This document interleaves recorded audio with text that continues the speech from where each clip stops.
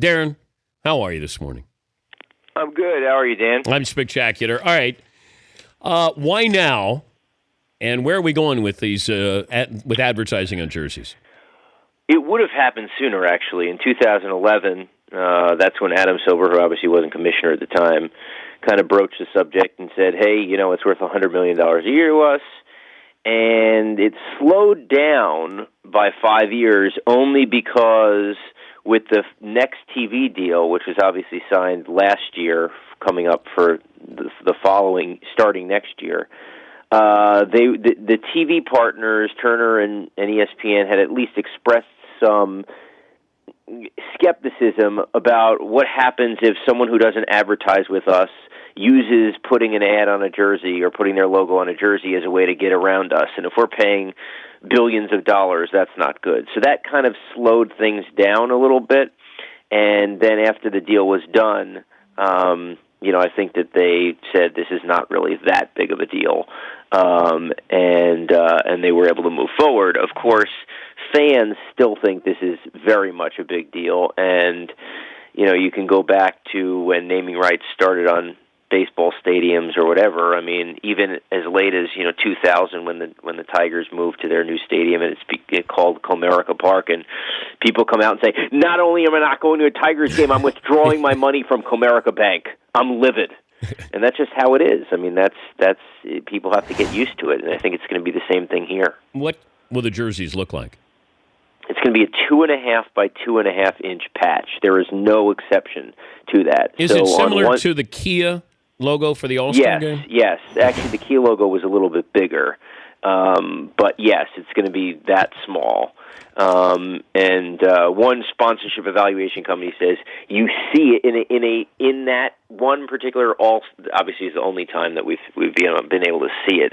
But in that one particular game, there was 4 minutes and 29 seconds where you clearly saw Kia throughout the entire All-Star game. But it will be the Nike jersey, Nike logo, the swoosh, on one side, and that's going to be the first time. I mean, what's so crazy about this is that David Stern, for so long, even though Adidas did the deal that they did with how much money they paid, David Stern kept saying, nope, absolutely not. No Adidas logo on the jersey. So when Nike, in 17-18, when Nike becomes the partner, it's going to be the first time that even an apparel sponsor has their logo on, and then on the other side will be that patch. And Silver says, he's still estimating about $100 million a year.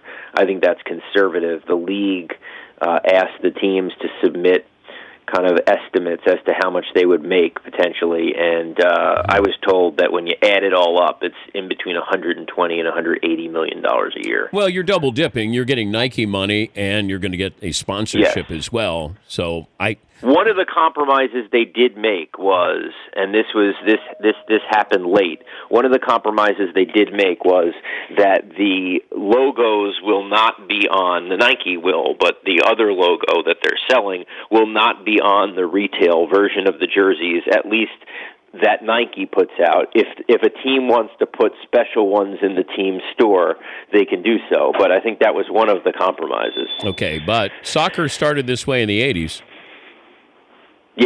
Yeah, and I heard you guys just talking about it. Yes, and you even look at the WNBA jerseys, which that started in 2009 as a little LifeLock on a Phoenix Mercury jersey, and now they're the Phoenix LifeLocks, and it's just what it is. That's how it's changed. I'm not sure it's gonna be that way, but obviously things changed when the money gets greater. Okay, speaking of which, the NFL. Can you see the NFL? Obviously, they're kicking the tires on this as well. They want to see how this goes. But the NFL, which sells everything, why wouldn't they go in on this? Yeah, you would think. And now the NFL did what the NBA didn't, which was years ago they decided to allow teams to sell the logos on the practice jerseys. That didn't really turn out to be any sort of experiment at all, because the only time you see a logo on a practice jersey is when there's a newscast, and that newscast is from a network that doesn't have NFL rights, and all they do is show highlights of what happened at practice because they can't show games. I mean, the value of that is so infinitesimal that it didn't even serve as a test. But yeah, no, I would not be comfortable saying that any league is safe from this, and I think people will get comfortable with it. I think there will be some logos that are more uncomfortable than others. I mean, I think we're so used to seeing the Cokes and the Pepsis, and even if you look at the soccer, it's based on how weird it is, and it's just like stadium naming rights. If it's a weird company name or a weird logo, we tend to feel dirtier about it, and I think it's going to be the same case here. So the GoDaddy Red Sox or something. Yeah, I'm not sure what but yeah, and then there's also going to be some coolness factor to some of them. I mean, on the flip side, I mean, I'm sure a lot of people would love to see the In-N-Out logo on the Lakers. That was probably a bad team, but I had to pick a team in California. Kobe's final game memorabilia, pretty big numbers there. Yeah, they sold $1.2 million worth of Kobe stuff in the arena at Staples Center, which is a record on a single night, breaking, what is this? It was either 2007 or 2008. What was it, Led Zeppelin in London, selling $1 million worth of stuff. I mean, it breaks the all-time record. I've never seen anything like it in terms of you go into a team store and it's all one player. It's never, ever been that way. I mean, even with the Yankees and Jeter and, you could buy Yankees stuff. You basically couldn't buy any Lakers stuff, not like anyone would want to at this point in the season. But it was amazing, and the prices were just outrageous. And even though they were so outrageous, I think they still mispriced it and in some cases made it too low. There was a snakeskin texture-type jersey that was selling for $824. It came in a box. And I saw a guy walk in, and he said, "How many do you have left?" And they said 20. And he said, "I'll take them all." $824. And you can bet he's going to flip those for $1,500, $2,000 a piece.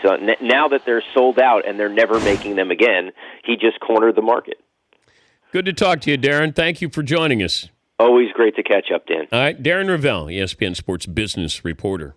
The Dan Patrick Show, weekday mornings on Audience.